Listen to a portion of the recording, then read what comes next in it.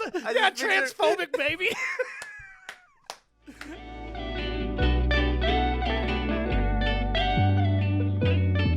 And welcome to the bonus content. We talk a lot of shit about AI. So and my computer decided to be like, oh yeah, then I'm not gonna work anymore. But we got it working again, and we're gonna get into the next topic. And I believe it goes. I believe I had a lot of like futuristic worries, so that's on the topics that I have. I have two topics. You can decide which one we're gonna talk about. Play into it. One is I'm really annoyed by the amount of words that are banned on social media. Makes you want to unalive yourself, doesn't it? There you go. yeah, because This is like, George Orwell shit, we- by we- the way. that's one of the topics. We can go that way, or I look it up and life is getting colorless, and that is happening if you type it on Google, Gemini will answer instead of like giving you answers. Oh yeah. It's Gemini being like, hey, yeah, but where it's getting colorless, like I believe when in the 90s, everything was like more like colors, everything Vibrant. had like vibrant. It was happy. Now we're getting into that dystopia that everything is like gray. Yeah. Well, it's everyone's kind of everything's a little dimmer. It's just everything seems like not vibrant. There's no contrast in the world anymore. It's just all It's kind of gray. like It's like gray. Like 70% of cars are either black, white, or gray. yeah. Well, who wants to stand out anymore? That's Well, that's that's a big thing. Is that who wants to stand out anymore with that orange like jacket that is super popular? yeah. And me, I'm not. I want to stand out. It's me. Well, no. The thing is, Barking, well, barking. yeah, fuck that guy. You're not wrong. But the thing is that I remember I'm like 41, Okay. and so I still You're remember. like, you're not Yeah. 41. You're like 41. Yeah, I'm very much like 41. Okay. But I'm 41, and so I still remember like the 90s where the big thing was like being unique, being for better or worse. A lot of people are like unique, but like nutty, Yeah. and so they went by the wayside. But if you were unique, that's how you stood out, and standing out was like the thing. And now, a lot of the just the culture itself, everybody when they introduce themselves, I'm a this, I'm a that, I belong to this group, I'm this, I'm this, I'm this, as opposed to like I feel like I don't know in the 90s or even early 2000s it was still sort of like guess what I am, like you haven't seen nothing like me, I've Yeah. cultivated something unique. And I believe even the establishments, everything was like have something like Pizza Hut. They have a shape Yeah, well, that is like. Even if like it has happened that they sell the Pizza Hut and it's another building, but you know that roof, you know that was a Pizza Hut. right, yeah, it's the capitalistic hermit crab. You know, Yeah, everything's a fusion joint, but like it used to be a Taco Bell or something. But no, just there's this sort of fear of like somehow it got in the culture's head that the only way to survive is by numbers. You don't want to stand out because if you're not like somebody else, other people are grouping up. And for whatever reason, the internet and social media has a lot to do with this. We're so connected that now we're just sort of forming armies. And so the result of that is that, yeah, like you said, life's a little less colorful. Because now instead of like, check out that guy, it's just like, okay, there's a bunch of that guy and a bunch of that person, bunch of whatever. The need for like backup, that people feel like they need backup just in regular life. And I believe also like I'm getting like to another context, but I believe it's important to say. I believe even when that happens, that the essence of being a group destroys your critical thinking, Oh yeah, because it's like that's what it takes to be a part of a group. yeah, because it's like whatever thought you have against what the group thinks. Mhm. It can Get you make ostracized. Yeah, it can make you out of. Well, of and the group. that's really the primal fear in everyone's mind. And what happens is when you're like sort of developing, like as a small, like from birth, the first thing you learn, and it's in your lizard brain, the first thing you learn as a baby is that you need to be accepted by the group or you're gonna die. because they're not gonna. If you're a baby and they cast you out into the wilderness, you're not gonna figure out how to Like collect. the old good times Yeah. when we cast babies. Yeah, when we cast babies out. Did you hear how that baby only thinks there's 2 genders? Out with them. Nah. But you're not as a baby. Just just picture- transphobic baby.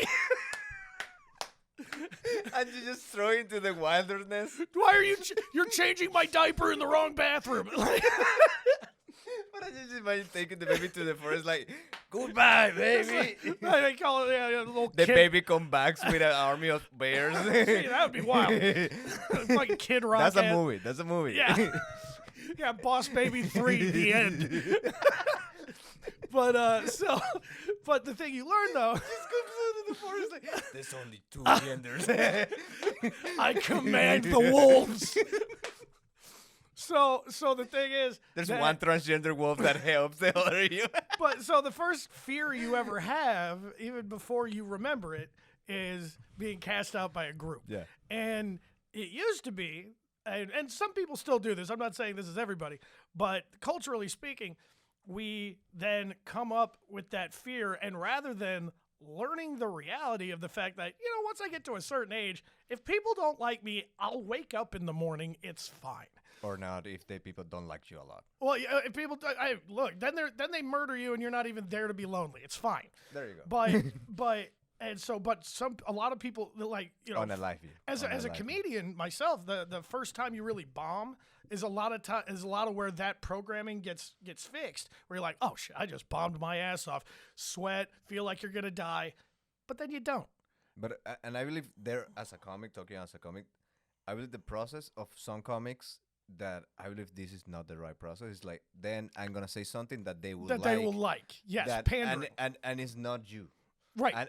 But the problem with that is like audience can't see through for some reason. They know. It's like, they no, can smell it. like this is not you. But if you're in front of the right audience for pandering, the wrong audience for comedy. Yeah, I'm just saying I'm from Minnesota now. Yeah. Well, the thing is, that's the problem, is that a lot of comedy now is turned into customer service. Yeah. And I even the way some clubs book and a lot of shows book, that you'll see the lineup, and after a while you're like, Book him again. never me. It is rarely me, and a lot of and not just me, but like funnier comics to me who aren't getting booked enough and aren't getting on stuff, is because you can tell it's like, oh, they're not afraid this person's not going to be funny.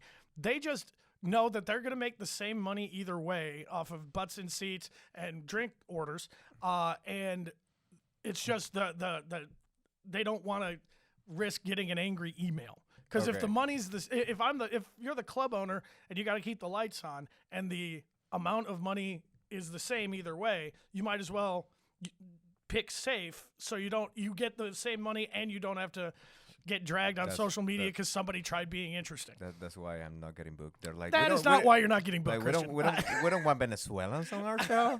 Venezuela. What if we put Venezuelan here? What is going to happen? Is going to come people here trying to sell apples? Like, no. The thing is, you don't book Venezuelans because other Venezuelans can't afford comedy tickets. There you go. That's why I'm not getting booked.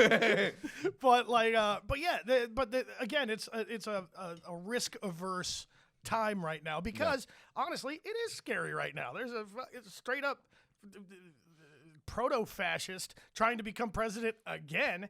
The last 8 years has been a real bummer, just culturally. But you see, a lot of people are scared of shit, and I get it. And this connects with the other topic. Let me see. We have time. All right. About the words. Like, I believe there's some people who are not getting booked, who are getting canceled because of words. Well, and it's like this podcast. Like, I know, like, to monetize, I need 500 subscribers that I don't have still. But start following. But I know if I keep going, if I keep being constant, I'm gonna get there. But I know I'm But then with that comes content restrictions. probably I will never monetize YouTube because I do not feel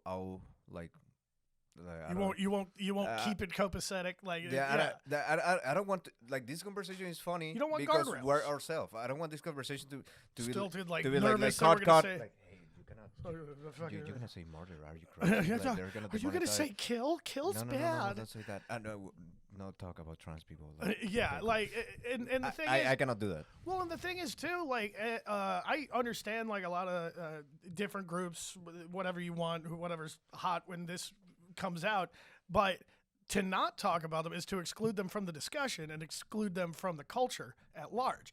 And yes, you want to do it respectfully, or at least in a way that's half knowledgeable. You know what I'm saying? You don't want to talk out the side of your neck about people, but just the way people will shut down. It's kind of a culture-wide intellectual laziness where we're spoon-fed so much information now. And it's not just like why, like, I believe the fear is you are gonna offend someone, but life is offensive. Yeah. Like, that's life. Like we're protecting Well, it used people. to. Yeah, it was. Now, but they're trying to engineer it now, Okay, and it's a little different because now you get offended in your house, in your home, on your phone. Like, you make that to yourself because you're the one consuming right. the product. But I get it's a little different because you can offend someone, and this person didn't even went to your show. I get that, but still, it's like there is words, and it's like you can avoid the content, you can block the person, you don't have to be offended. And if you are, I believe you can work on like bombing. Like, the first time you bomb, is the feeling is horrible, but if you bomb many times, just start like, okay, let's see how I can take advantage of this. Yeah. Let's see how I can get out of this situation. I believe feeling offended is the same. You can feel offended, and that's totally fine. But at some point, you gotta be like, okay, I feel offended by this. How can I use this on my advantage? And now that everybody has a voice on the internet, social media, and the like, you if you're triggered by something, it used to be it's like, well, what am I gonna do? I've never seen. If you got mad at something Jerry Seinfeld did in his act on Night at the Improv, you're not like gonna. Friends, you know, they were like not sue, but they were like really angry about Friends because they didn't have black characters. Oh, like, yeah. It's a series from the 90s. Don't watch it. Yeah, exactly. But like, and the thing is, there just wasn't as much of a mouthpiece for people, and now everybody has a mouthpiece, and they're going nuts with it. And here's the other, really the another problem with that is not even we can't say anything. You can say stuff. It's fine, but it's given rise to these people that all they're trying to do is offend, which is the same as pandering, just on the opposite end. Like David Lucas, that no talent hack from Kill Tony. All he does is go up there trying to offend people because writing a punchline is hard.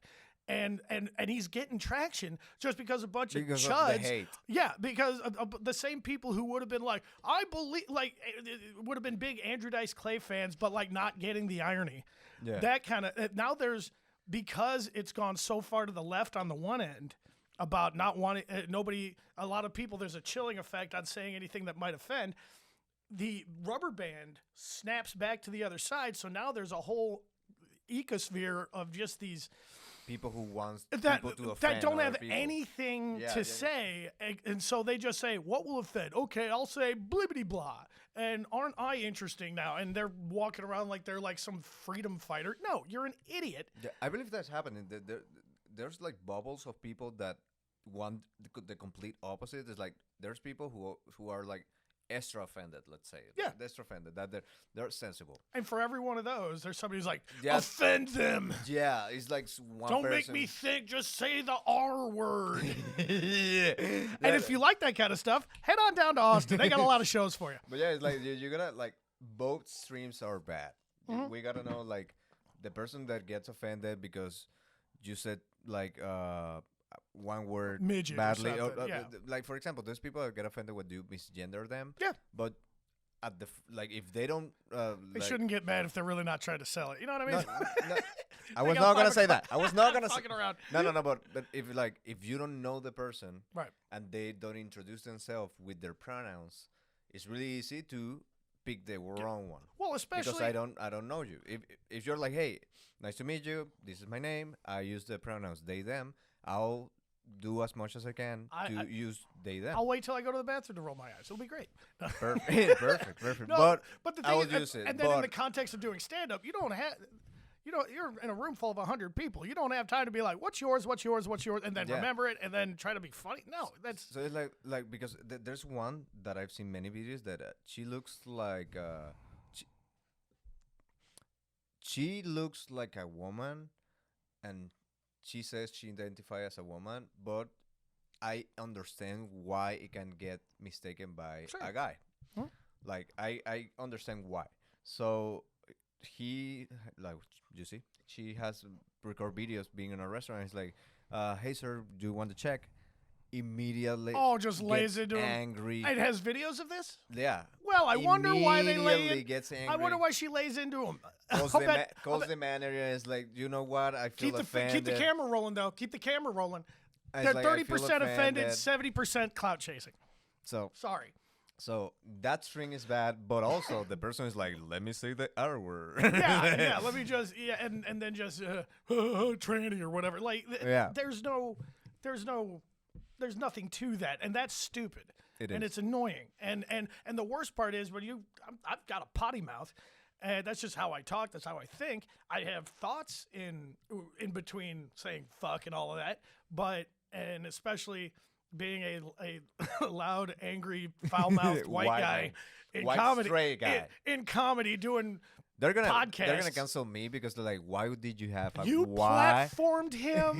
You platformed a white me. straight guy? Yeah, Cisgender. we are so tired of. Yeah, and like, be tired of us. I don't know.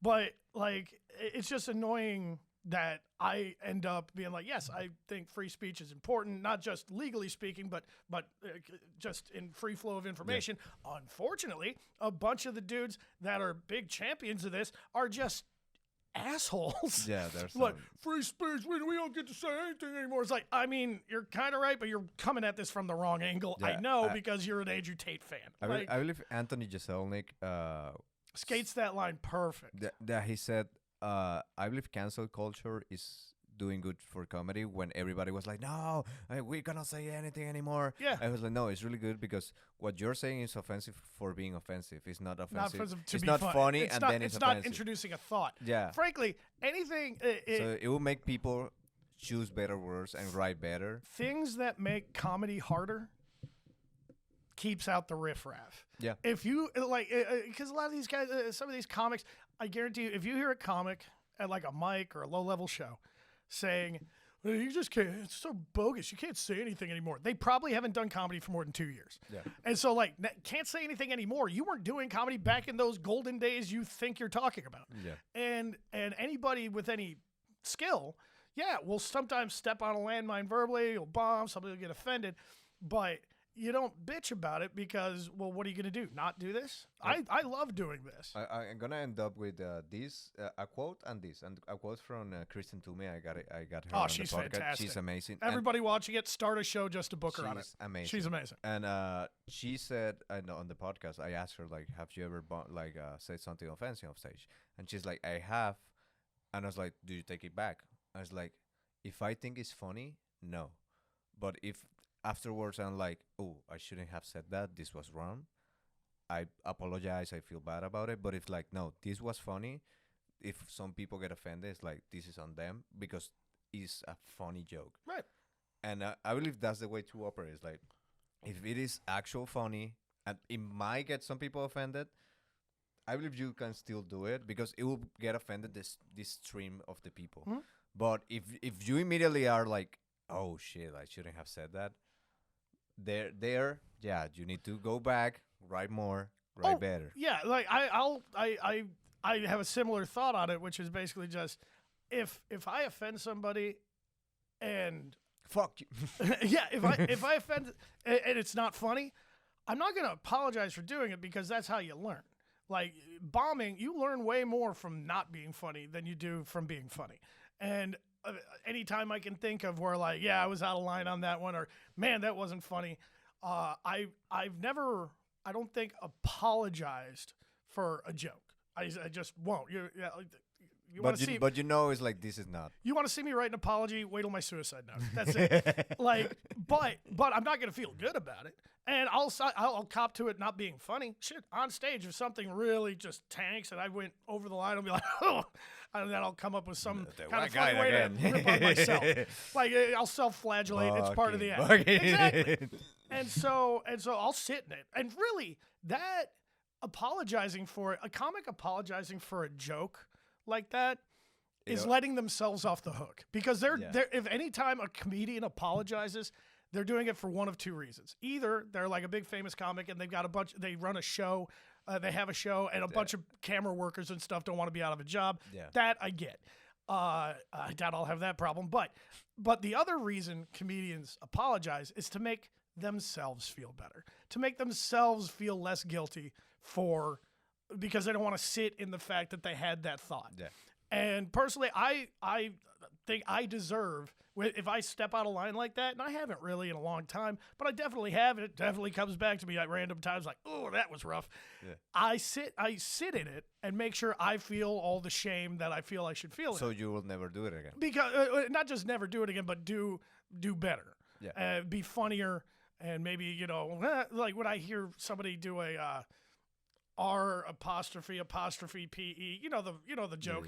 Yeah. If I hear a surprise sex joke at an open mic, I get offended as a comic, because if you could pull off a joke like that, you're not at open mics. You're booked. Like Louis C.K. pulled off a few of those jokes, at least he used to, and Doug Stanley can pull off a joke about it because they know the angles that it isn't making the joke about that.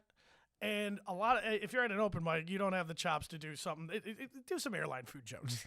You know what I mean? This message to get booked. Like, come on. Yeah, there's not a great reason to do one of those jokes on any low-level comedy. Yeah. So I won't apologize, but rather I will sit in it. I will sit in your disapproval, and it feels rough. It feels rough, and I'm not looking for anybody to feel sorry for me when that happens. But because I said the shit. Ariel is like, "What the fuck are you doing?" You should hear some of the jokes about Israel and Palestine that she's like, maybe not now. But I'm gonna end with this. Like, let's try to meet in the middle. Let's try to not wanting to say the N word because you want it and that's it. You're an asshole. Let's not get super offended by it, and let's meet in the middle. And with that, we're gonna end the episode. You want to add anything to it? No, just about. Don't fuck the Roberts. Let me tell you about Puerto Ricans. And that's it. Bye. Yeah.